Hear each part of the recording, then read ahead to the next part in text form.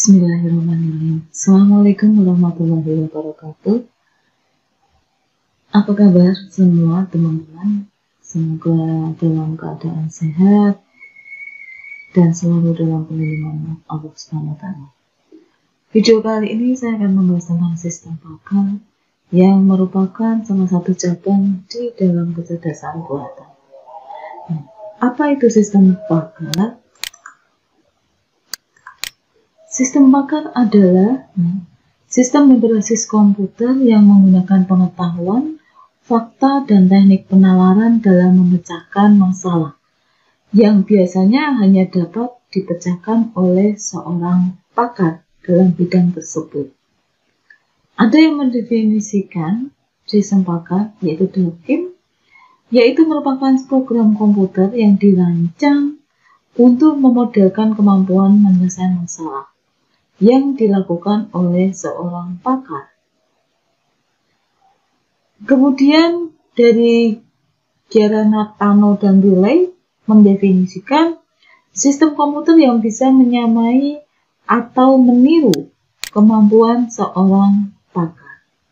Nah, secara garis besar, sistem pakar itu adalah suatu sistem yang menyerupai atau sistem yang hasil dari transfer knowledge dari seorang pakar. Ya, jadi misalkan seorang pakar ahli di bidang kedokteran, dalam hal ini adalah penyakit THT. Nah, kemampuan seorang pakar tersebut, ya dokter tersebut, ditransformasikan ke dalam bentuk pemrograman, kemudian ditanam ke dalam sebuah sistem. Nah, tujuannya apa? Berdasarkan jawaban yang diterima oleh sistem yang diinputkan oleh user. Ya. Nah, sistem pakar yang menggunakan pengetahuan manusia yang terekam dalam komputer untuk memecahkan persoalan yang membutuhkan keahlian manusia. Nah, sistem informasi berbasis komputer yang menggunakan pengetahuan pakar untuk mencapai performa keputusan tingkat tinggi dalam domain persoalan yang sempit. Nah, area dalam sistem pakar itu dapat digunakan untuk pembuatan keputusan, kemudian pemanduan pengetahuan, pembuatan desain, perencanaan, perakiraan, dan seterusnya. Contoh sistem pakar yang sudah dibangun, yang pertama adalah MIJIN. Jadi satu sistem ini dinamakan MIJIN. Jadi sistem yang fungsinya untuk mendiagnosa penyakit meningitis dan infeksi. Ada juga sistem pakar folio, di mana untuk membantu memberikan keputusan bagi seorang manajer dalam hal stockbroker dan investasi. Ada XCON dan Excel, membantu konfigurasi sistem komputer. Jadi contohnya misalkan saya untuk XCON, saya memerlukan satu sistem yang nantinya bisa berfungsi untuk melakukan transaksi dalam skala besar. Nah, jadi di dalam sistem XCON dan Excel akan membantu apa saja yang dibutuhkan untuk sistem tersebut, baik itu berupa hardware dan berupa software.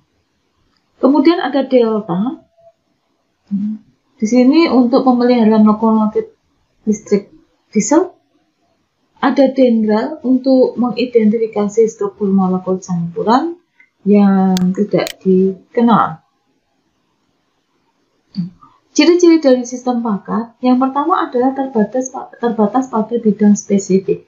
Misalkan, sistem pakar mendeteksi penyakit THT, maka dia hanya berkecimpung atau membahas tentang THT saja.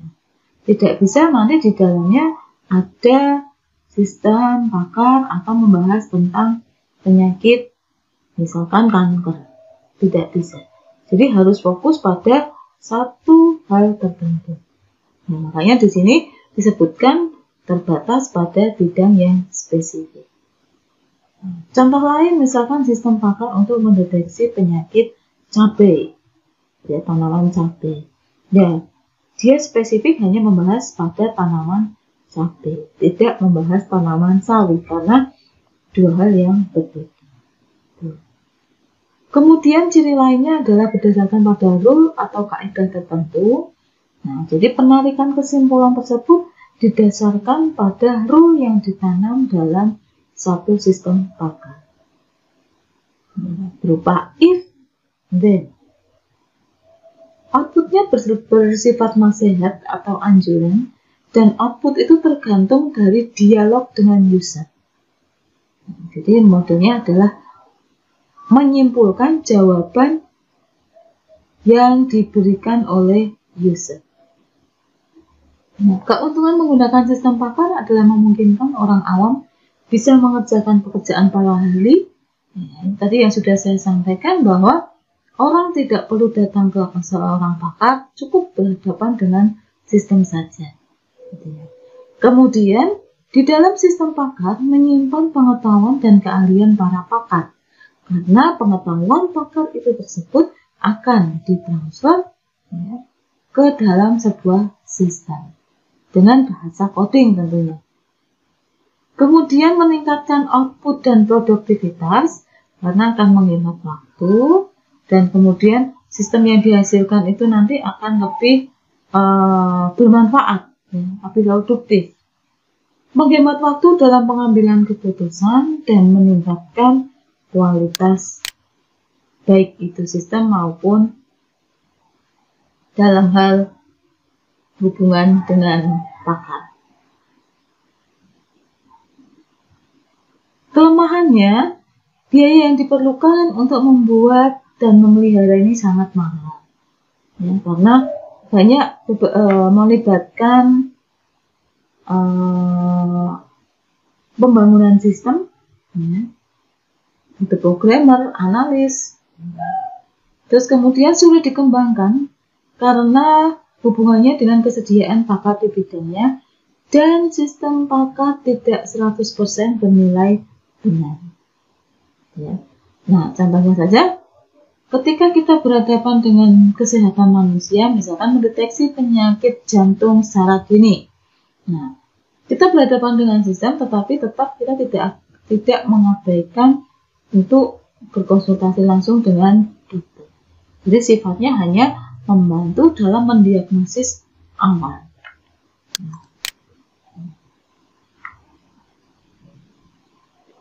Kemudian konsep dasar dari sistem pakar, ada keahlian, ada ahli, ada pengalihan keahlian, inferensi, kemudian aturan dan kemampuan menjelaskan. Kita lihat satu persatu. Untuk keahlian, satu kelebihan penguasaan pengetahuan di bidang tertentu yang diperoleh dari pelatihan membaca atau pengalaman. Nah, jadi membuat satu sistem pakar dalam membahas satu bidang spesifik itu memerlukan satu keahlian. Ya. Bentuk pengetahuannya bisa berupa fakta atau teori, kemudian berupa prosedur dan aturan, kemudian strategi global untuk menyelesaikan satu permasalahan. Nah, kemudian yang kedua adalah ada ahli atau ada seorang pakar.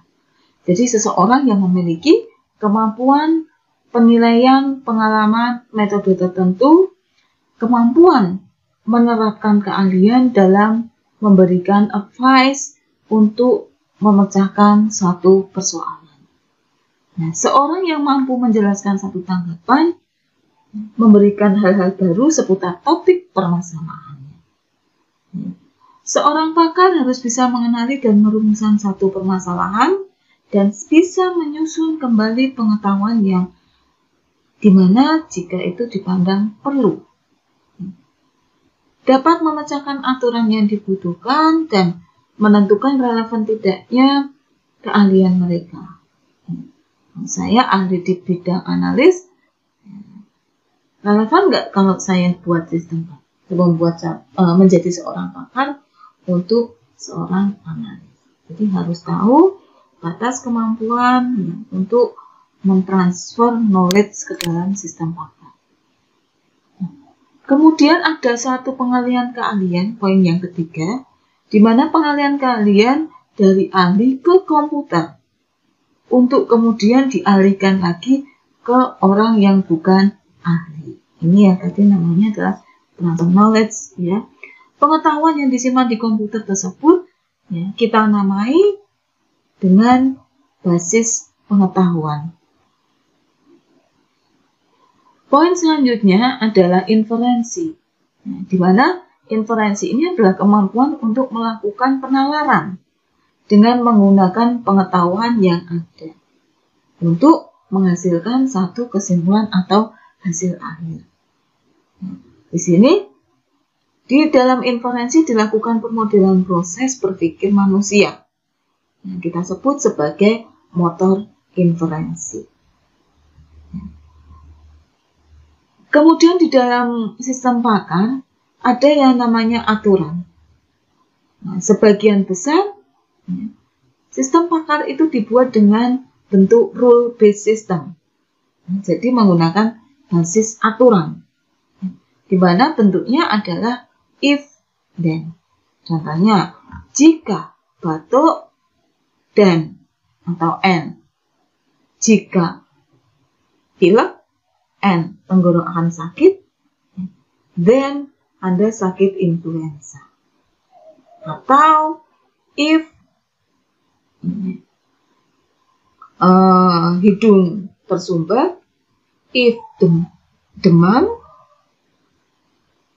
if mimisan, then penyakit polip. Misalkan seperti itu untuk aturannya.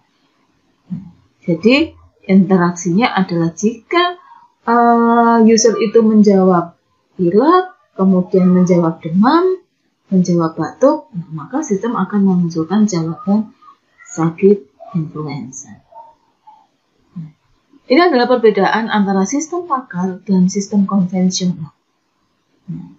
Ada beberapa poin yang memang mempunyai perbedaan yang sangat signifikan.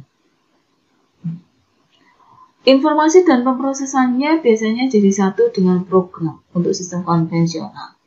Tapi untuk sistem pakar, basis berdasarkan dengan basis pengetahuan yang merupakan bagian terpisah dari mekanisme inferensi. Kalau di dalam sistem konvensional tidak ada penjelasan mengapa data input itu diperlukan, tidak perlu penjelasan kenapa kesimpulan itu dihasilkan, tetapi di dalam sistem pakar ada satu penjelas bagian dari sistem pakar. Tujuan utamanya adalah efisiensi untuk sistem konvensional, dan sistem pakar tujuannya adalah efektivitas.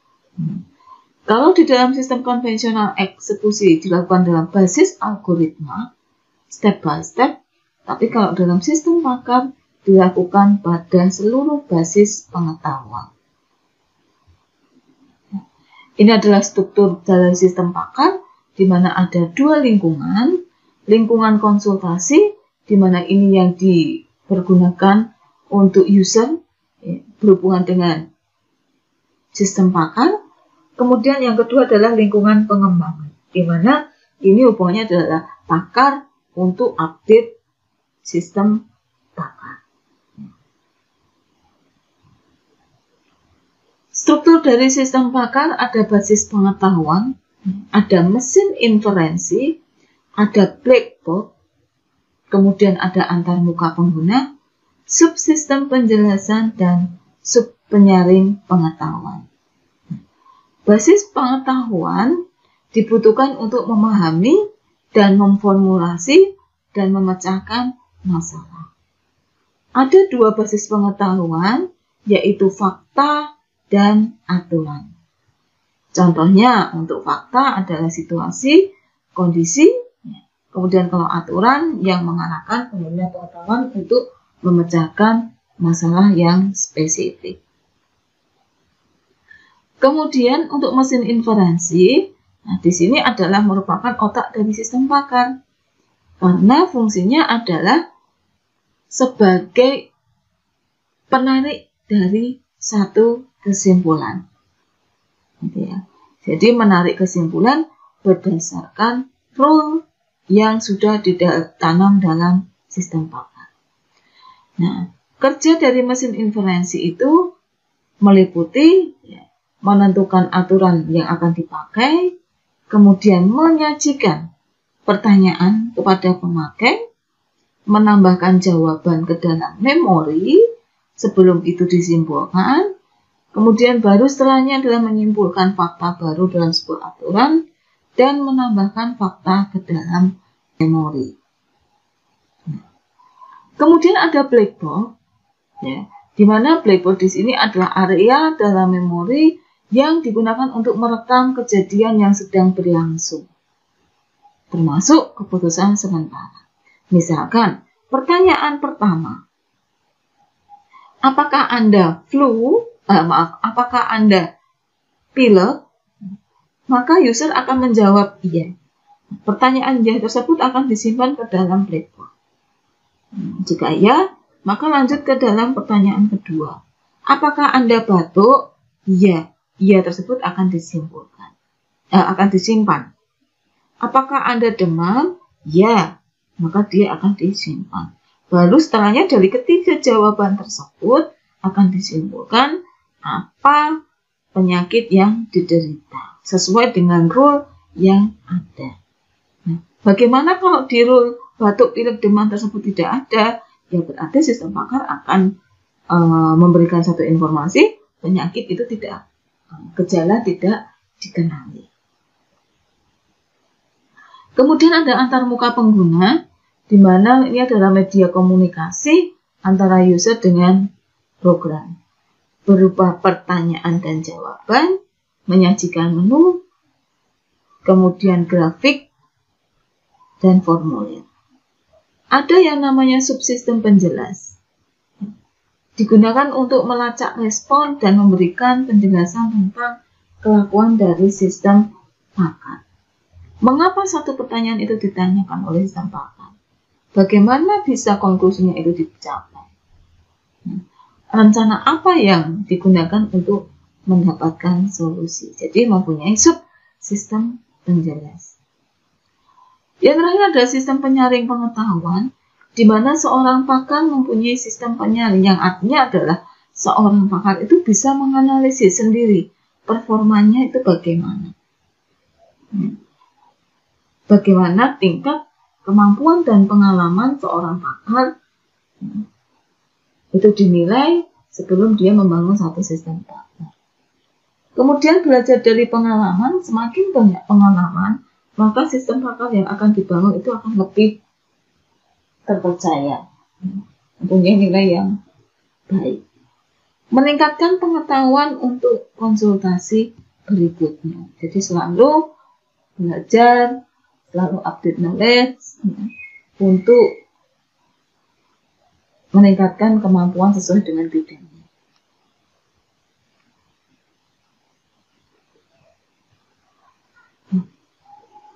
Bagaimana sistem pakar melakukan inferensi? Ada yang namanya sistem perantaian maju dan ada perantaian balik. Ada forward chaining system dan backward chaining system. Kalau perantaian maju itu dimulai dari if, kemudian then. Kalau backward chaining itu dari then dulu ke if. Untuk perantaian maju biasanya untuk forward chaining digunakan untuk sistem pakar baru, yang baru dibangun. Sebaliknya, tapi kalau untuk backward chaining itu biasanya digunakan untuk perbaikan sistem pakar. Dilihat dulu kesimpulannya, kemudian diperbarui lagi if-nya. Contoh aturannya adalah jika mesin mendapatkan bensin dan starter dapat dihidupkan, maka ada masalah dengan perapian. Jika tidak benar starter dapat dihidupkan dan tidak benar lampu menyala, maka ada masalah dengan apinya. argumen. Rule yang ketiga adalah jika tidak benar starter dapat dihidupkan dan lampu itu bisa menyala, maka kesimpulannya adalah ada masalah dengan starter. Jika ada bensinnya dalam tangki, maka mesin mendapatkan bensin. Di sini menjadi satu pertanyaan yang disajikan oleh user, menjadi apakah ada bensin dalam tangki? Maka contohnya di sini klien menjawab ya. Apakah starter dapat dihidupkan? Tidak. Apakah lampu menyala? Tidak. Maka sistem paket ini berkesimpulan ada masalah dengan argumen.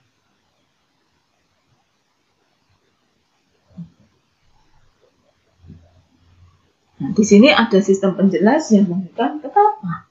Ya. Apakah lampu menyala? Mengapa? Nah, saya mencoba membuktikan bahwa ada masalah dengan aki. Sudah ditunjukkan adalah tidak benar starter dihidupkan, sehingga jika tidak benar bahwa lampu menyala, maka ada masalah dengan aki. Jadi di dalam sistem paket itu ditanam sebuah penjelas mengapa hal tersebut bisa terjadi. Kemudian dirunut dalam sebuah aturan. Nah, fungsi penjelas ini juga bisa berupa saran dari sebuah kesimpulan. Misalkan, ketika disimpulkan Anda sakit influenza, maka sarannya adalah perbanyak minum vitamin C atau makanan yang mengandung banyak vitamin C. Apakah ada pertanyaan? Sebelum ada pertanyaan, saya berikan contoh di sini.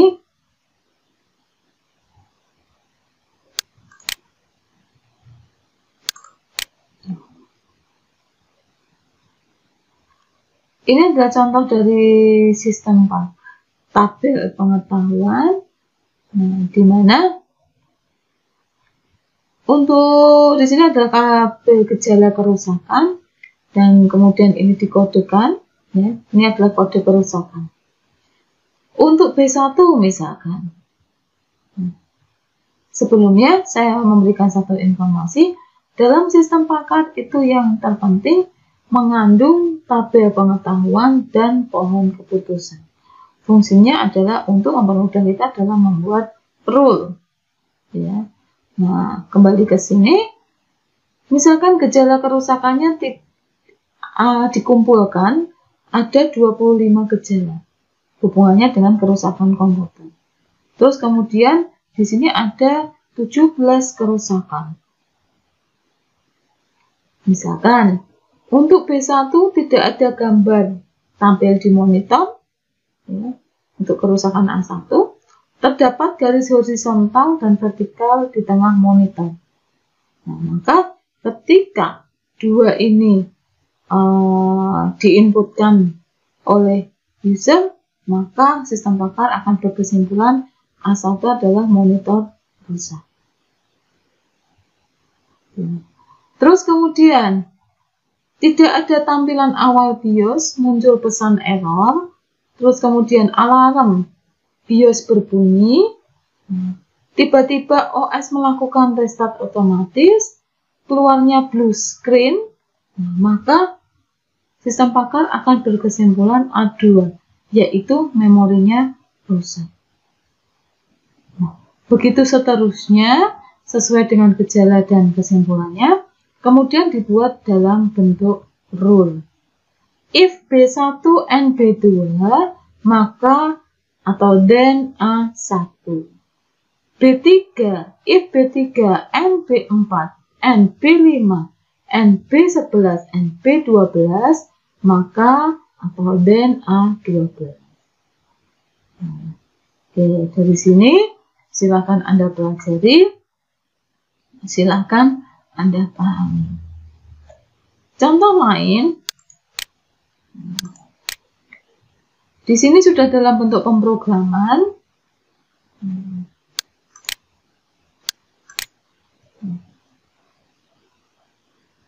menggunakan si, ya.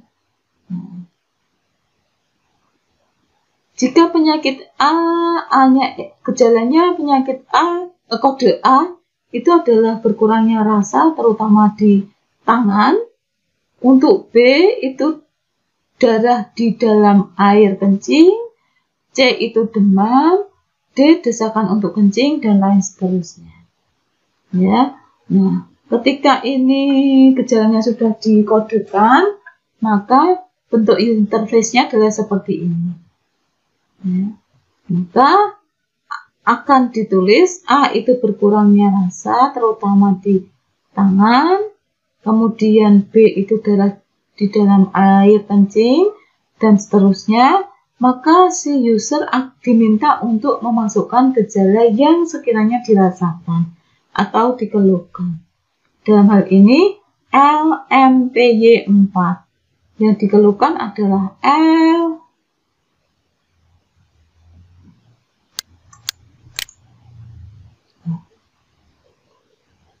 di sini adalah nanah di air kencing, kemudian M nyeri di tulang pinggung, P nyeri ketika kencing, Y ruam kulit, dan 4 volume air kencing berkurang. Maka sistem pakar berkesimpulan sesuai dengan rule yang di atas, sakit infeksi saluran kemih. Bagaimana kalau saya menjawab D, E, K, O, P yang tidak ada di rule sini, Bu? Nah, berarti maka sistem akan menjelaskan bahwa penyakit tidak terdeteksi di dalam sistem.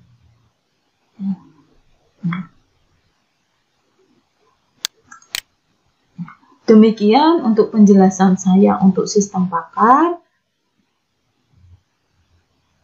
Jangan lupa subscribe dan share agar bermanfaat untuk teman-teman yang lain.